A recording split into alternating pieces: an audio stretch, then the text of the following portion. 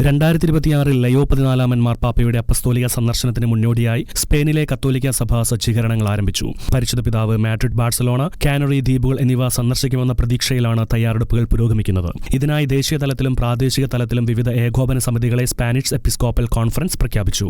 ഈ യാത്രയുടെ ഒരുക്കങ്ങൾ ഏകോപിപ്പിക്കുന്നതിനായി CEUടെയും സന്ദർശനം പ്രതീക്ഷിക്കുന്ന രൂപതകളുടെയും സംയുക്ത സംഘങ്ങളാണ് രൂപീകരിച്ചിരിക്കുന്നത്. മാഡ്രിഡ്, ബാഴ്സലോണ, കാനറി ദ്വീപുകൾ, ടെനറിഫ് എന്നീ രൂപതകളാണ് ഇതിൽ നേരിട്ട് പങ്കാളികളാകുന്നത്. ഇതുമായി ബന്ധപ്പെട്ട കമ്മീഷനുകളുടെ ആദ്യയോഗം വെള്ളിയാഴ്ച നടന്നു. CEE president bishop Luis Argüello, Madrid archbishop കർദിനാൾ José Cobo, Barcelona archbishop കർദിനാൾ ജുവാൻ ജോസ് ഒമെല്ല, കാനറി ദ്വീപുകളുടെ bishop José Mazuelos, Tenerife bishop Eloy Alberto Santiago എന്നിവർ യോഗത്തിൽ പങ്കെടുത്തു. സ്പെയിനിലേക്കുള്ള apostolic nuncio archbishop Piero പിയോപ്പയും സന്നിഹിതരായിരുന്നു.